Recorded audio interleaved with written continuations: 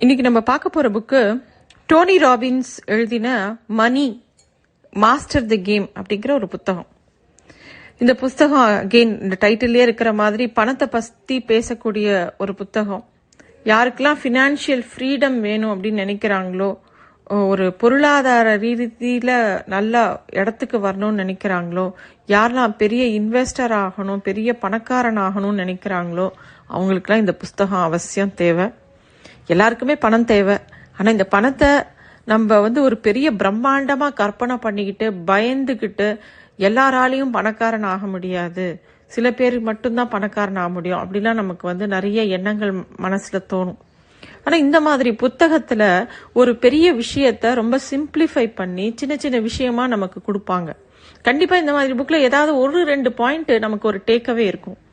டோனி ராபின்சனோட சில ஸ்பீச்சஸ்லாம் ரொம்ப நல்லா இருக்கும், அவரோட ப்ரோக்ராம்ஸ்லாம் ரொம்ப நல்லா இருக்கும், அவரோட சில புத்தகங்கள் நமக்கு ரொம்ப கான்ஃபிடன்ஸை பூஸ்டிங்கா கொடுக்கும். இந்த புஸ்தகத்துல அவர் ஃபினான்ஷியல் டிசிப்ளினை பத்தி பேசுறாரு. ஒரு பணத்தை எப்படி கையாளணும், பணம்ங்கிறதுல என்னெல்லாம் ரொம்ப முக்கியம் அப்படிங்கிறது தான் அவர் சொல்றாரு. மெயினா 3 பாயிண்ட் எடுத்து நான் அதை எக்ஸ்பிளைன் பண்றேன். ஆனா இந்த புக்கு நல்ல நிறைய பாயிண்ட்ஸ் இருக்கும். அண்ட் இது எல்லாமே யூஎஸ்ல இருக்கக்கூடிய அமெரிக்கன் பினான்சியல் சிஸ்டம் பேஸ் பண்ணி எழுதப்பட்ட புஸ்தகம். இந்த மாதிரி புத்தகங்களை படிக்கும்போது நம்ம இந்தியனைஸ்டா சில விஷயங்களை யோசிச்சுக்கணும். ஏன்னா இவங்க டாலர்ஸ்ல சொல்லுவாங்க, அப்புறம் அவங்களோட ஸ்டாக் மார்க்கெட்டை வச்சு ஒரு விஷயத்தை எக்ஸ்பிளைன் பண்ணிருப்பாங்க, அவங்களுடைய இன்ஃபிளேஷனை வச்சு ஒரு விஷயத்தை எக்ஸ்பிளைன் பண்ணிருப்பாங்க. இதெல்லாம் நம்மளோட இந்தியன் கான்டெக்ட்ல எப்படி நம்ம கன்வெர்ட் பண்ணி பாக்குறதுங்கிறது சில இடங்கள்ல முடியும், சில இடங்கள்ல நமக்கு கஷ்டமா இருக்கலாம். ஆனா அடிநாதமா இவங்க சொல்லக்கூடிய சில டிசிப்ளின் இருக்கு இல்லையா, அது எல்லாருக்கும் பொதுவா இருக்கும். அதுக்காக இந்த புக்கை நம்ம படிக்கலாம். இவர் சொல்ற முக்கியமான பாயிண்ட், எல்லா பினான்சியல் அட்வைசர்ஸும் சொல்லக்கூடிய ஒரு point, the power of compounding அப்படின்னு சொல்லிட்டு. இந்த காம்பவுண்டிங்கிறது எவ்வளோ பெரிய விஷயம் அப்படிங்கறத எல்லாருமே வலியுறுத்திக்கிட்டே இருப்பாங்க. அதேதான் இதுலயும் இவர் இம்பார்ட்டன்டான ஒரு விஷயமா சொல்றாரு. இந்த புஸ்தகத்துல ஒரு ஆச்சரியமான ஒரு எக்ஸாம்பிளும் சொல்றாரு. பெஞ்சமின் பிராங்க்லின் 1790 இறக்கும் போது அவர் கையில $1000 இருந்ததாம். பாஸ்டன்கிற இடத்துக்கும் பிலடெல்பியாங்கிற இடத்துக்கும் சேர்த்து அவர் கைட்ட $1000 இருந்ததாம். அதுக்கப்புறமா அவர் என்ன எழுதியிருந்தாருன்னா, அவரோட வில்லுல அதை இன்வெஸ்ட் பண்ணி வச்சுட்டு யாரும் அதை 100 வருஷ காலம் தொடக்கூடாது, அந்த பணத்தை எடுக்கக்கூடாது அப்படின்னு எழுதி வச்சிருந்தாராம். 100 வருஷ காலத்துக்கு அப்புறம் ஒரு சில போர்ஷன் அதுல இருந்து அந்த பணத்தை எடுக்கலாம் அப்படின்னு எழுதி வச்சிருந்தாராம். 100 வருஷம் கழிச்சு பிலடெல்பியா $5 லட்சம் எடுத்து அதுக்கப்புறமா பிராங்க்லின் இன்ஸ்டிடியூட், ஒரு மியூசியம் எல்லாத்தையும் கட்டினாங்களாம். அதுக்கப்புறமா 1990 திருப்பியும் வித்ட்ரா பண்ணி அந்த ஊரை டெவலப் பண்ணாங்களாம். இந்த மாதிரி அந்த அவர் இன்வெஸ்ட் பண்ணின பணத்தை 100 வருஷ காலம் எடுக்காதன்னு வில் எழுதி வச்சதுனால அந்த 2 இடமும் அவ்வளோ டெவலப் ஆச்சான், பாஸ்டனும் பிலடெல்பியாவும். இதை நம்ம விளையாட்டா பாக்குறோம். ஆனா இதுல இருக்கிற ஒரு விஷயம், இது எக்ஸாம்பிளா இந்த புஸ்தகத்தை கொடுத்திருக்காங்க. ஆனா நம்ம பார்க்க வேண்டியது என்ன அப்படின்னா, நம்ம சேர்க்கும் போது அந்த பணம் கண்டினியூஸா சேர்க்கும் போது அதோட வளர்ச்சி நம்ம அதை டிஸ்டர்ப் பண்ணாம இருக்கும்போது நம்ம நினைக்க முடியாத அளவுக்கு அதோட வளர்ச்சி இருக்கும் அப்படிங்கிறது தான் இந்த theory of compounding. Theory of காம்பவுண்டிங்க்கு நிறைய புக்ஸ் இருக்கு. அதை இன்னும் டெக்னிக்கலா பார்க்கணும்னா ரொம்ப நம்ம கூர்ந்து கவனிக்கணும். அது அந்த பினான்சியல் எக்ஸ்பர்ட்ஸையும் கேட்டா அவங்களும் எக்ஸ்பிளைன் பண்ணுவாங்க. இன்னொரு விஷயம் இந்த புத்தகத்துல நம்ம ரொம்ப கவனிக்க வேண்டியது என்னன்னா, நம்ம எல்லாருமே நம்மளோட பைனான்சியல் கோல் என்ன அப்படிங்கறது நம்ம தெளிவாவே இருக்க மாட்டோம்.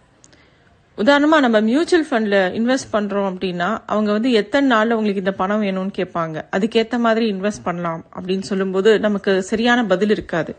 நீங்க படிப்புக்காக இன்வெஸ்ட் பண்றீங்களா, உங்க ஹாலிடேக்காக இன்வெஸ்ட் பண்றீங்களா, இல்ல நீங்க நகை வாங்கறதுக்காக இன்வெஸ்ட் பண்றீங்களா அப்படின்லாம் கேள்வி கேட்கும்போது நமக்கு எதுக்கு அப்படிங்கிற ஒரு கிளாரிட்டியே இருக்காது. பொதுவா இவங்க என்ன சொல்றாங்கன்னா, இன்வெஸ்ட்மெண்ட்ல ஒரு கோல் இருக்கும்போது உன்னோட இன்வெஸ்ட்மெண்ட் சரியான பாதையில அவங்க இன்வெஸ்ட் பண்றதுக்கு அந்த கன்சல்டன்ட்டுக்கு சுலபமா இருக்கும் அப்படிங்கிறாங்க. அதே மாதிரி நம்ம கரெக்டா இன்வெஸ்ட் பண்ணினோம்னா ஒரு குறிப்பிட்ட காலம் வரைக்கும் நம்ம சீக்கிரமே ரிட்டையர்மெண்ட்டும் வாங்கிக்கலாம். ஏன்னா அந்த பணமே நமக்காக வேலை செய்ய ஆரம்பிச்சிரும். அதுக்கு நமக்கு ரொம்ப தெளிவான பிளான்ஸ் இருக்கணும்.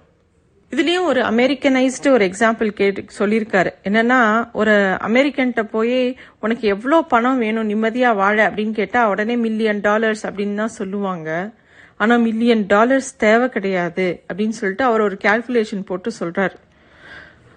இத எப்படி பண்ணலாம் அப்படிங்கறதுக்கு நம்மளோட சைட்ல இருந்து நம்ம பார்க்கும்போது ஒருத்தரோட இன்வெஸ்ட்மெண்ட் எப்படி இருக்கணும்னா, அவனோட ஃபர்ஸ்ட் பேசிக் லிவிங் இருக்கு இல்லையா, அவன் வேலைக்கே போகாட்டி கூட பேசிக் லிவிங்க்கு என்ன தேவை, அவன் இருக்கிற வீட்டுக்கு ஒரு வாடகை, சாப்பாடு, அவங்க யூஸ் பண்ற பொருட்களுக்கு உண்டான பில்ஸ், அதுக்கப்புறமா ஏதோ டிரான்ஸ்போர்ட்டுக்கு, அப்புறம் ஹெல்த்துக்கு, இதுக்கு உண்டான அளவுக்கு அவங்க கையில பணம் வரணும் மாசம் எந்த ஒரு கடனும் இல்லாம.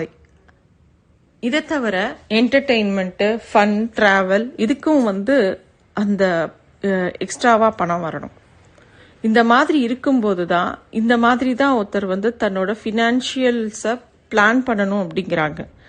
இப்போ இதெல்லாம் உனக்கு மாசம் வேலைக்கு போகாம வரணும்னா, நம்ம ஊர்ல ரொம்ப லாவிஷா வாழணும் அப்படின்னா மாசம் $1,00,000 தேவைன்னா எவ்வளோ அமௌண்ட் நீ சேவ் பண்ணினா 8% இன்ட்ரெஸ்ட்ல உனக்கு கையில 1 lakh வருமோ அவ்வளோ பணம் உனக்கு சேர்க்கறதுக்கு உண்டான பிளானை நீ போட்டு வைக்கணும். அதுதான் உன்னோட கோலா இருக்கலாம். இதுதான் ஒரு எக்ஸாம்பிளா அவர் சொல்றாரு. இந்த புத்தகத்துல நிறைய பாயிண்ட் சொன்னா கூட நீங்க எல்லாரும் உங்க மேல இன்வெஸ்ட் பண்ணுங்க அப்படிங்கறத ஒரு பாயிண்டா சொல்றாரு. அதுவும் ரொம்ப முக்கியமான பாயிண்ட். நம்மளோட படிப்பு, நம்மளோட ஹெல்த், நம்மளோட வாழ்க்கை முறை, அதுல நம்ம ரொம்ப கவனமா இருக்கணும். நம்ம ரொம்ப கஞ்சத்தனம்லாம் பண்ணணும்னு அவசியம் இல்ல. நம்ம கரெக்டா பிளான் பண்ணணுங்கிறது தான் நல்ல ஒரு பினான்ஸ்ல சவுண்டா இருக்கிறவங்க பண்ணக்கூடிய ஒரு விஷயம். இவர் 3 பக்கெட்ஸ்னு ஒரு கான்செப்ட் சொல்றாரு. A security bucket, a growth bucket, a dream bucket அப்படின்னு 3 சொல்றாரு. செக்யூரிட்டி பக்கெட்டுங்கிறது நமக்கு தெரியும். இந்த 3 இதுல தான் இன்வெஸ்ட் பண்ணணும் அப்படிங்கிறாரு. யார் இன்வெஸ்ட் பண்ணினாலும் இந்த 3த்தையும் கவனமா வச்சுக்கணும் அப்படிங்கிறாரு. இந்த செக்யூரிட்டி பக்கெட்டுங்கிறது சேஃபான இன்வெஸ்ட்மெண்ட், கவர்மெண்ட் பாண்ட்ஸ், எதுல எல்லாம் ரொம்ப பெரிய ரிட்டர்ன்ஸ் வராது. இப்ப நம்ம ஒரு பேங்க்ல பிக்ஸட் டெபாசிட் வச்சோம்னா 8%, 7%, 6% தான் வரும் அப்படின்னா அது ஆனா சேஃபா இருக்கும் அப்படிங்கிறது செக்யூரிட்டி பக்கெட். அத சொல்லி மீன் பண்றாரு. growth பக்கெட் அப்படிங்கிறது கொஞ்சம் ரிஸ்கான இன்வெஸ்ட்மெண்ட், ஸ்டாக்ஸ் அந்த மாதிரி இருக்கிறது. எதுல திடீர்னு பெரிய லாபம் வரும், சில சமயம் அது லாபமே வராம லாஸும் வரலாம், எப்படி வேணா ஆகலாம். அது growth பக்கெட். 3வது ட்ரீம் பக்கெட் அப்படின்னு ஒன்னு சொல்றாரு. இந்த ட்ரீம் பக்கெட்ல வர ப்ராஃபிட் இருக்கு இல்லையா, அது எப்படி அக்யூமுலேட் ஆகும்னா, growth பக்கெட்ல வர லாபமும் செக்யூரிட்டி பக்கெட்ல வர லாபத்தையும் தூக்கி ட்ரீம் பக்கெட்ல போட சொல்றாரு. அதாவது அதோட 10% வேல்யூ. இப்ப செக்யூரிட்டிக்கு நீங்க ஒரு 10 லட்சம் சேர்த்து வைக்கிறோம்னா அதுல ஒரு 10% எடுத்து ட்ரீம் பக்கெட்ல போடுறது. அதே மாதிரி growth பக்கெட்ல ஒரு 10 லட்சம் வச்சிருந்தா அதுல ஒரு 10% அப்ப என்ன இருக்கோ அதை எடுத்து ட்ரீம் பக்கெட்ல போடுறது. அந்த ட்ரீம் பக்கெட் அப்படிங்கிறது நம்ம லைஃப்ல நம்ம என்னெல்லாம் ஆசைப்பட்டோம், டிராவல் பண்ணணும்னு நினைக்கிறோமோ, ஒரு கோர்ஸ் படிக்கணும்னு நினைக்கிறோமோ, இல்ல நகை வாங்கணும்னு நினைக்கிறோமோ, நம்ம என்னெல்லாம் ஆசைப்படுறோமோ அதுக்கெல்லாம் வச்சுக்கிறது, அதுல இருந்து பணத்தை எடுத்து யூஸ் பண்றது. ஆஃப்டர் ஆல் நம்ம எல்லாருமே லைஃப வாழறதுக்காகத்தான் இந்த பணத்தை சேர்க்கிறோம். எப்ப பாரு நம்ம அதை பத்தின ஒரு இன்செக்யூர் ஃபீலிங்கோடய இருந்தோம்னாக்கா என்ஜாய் பண்ணவே முடியாது. இவர் அதுக்கு நிறைய டிப்ஸ் கொடுக்கறாரு. பணத்தை எப்படி கையாளணும், பணத்தை எப்படி இன்வெஸ்ட் பண்ணணும், பணத்தை எப்படி யூஸ் பண்ணணும், எல்லாத்துக்குமே நிறைய டிப்ஸ் கொடுக்கறாரு. இந்த புத்தகத்தை படிக்கும்போது நமக்கும் நிறைய இன்சைட்ஸ் வரும்.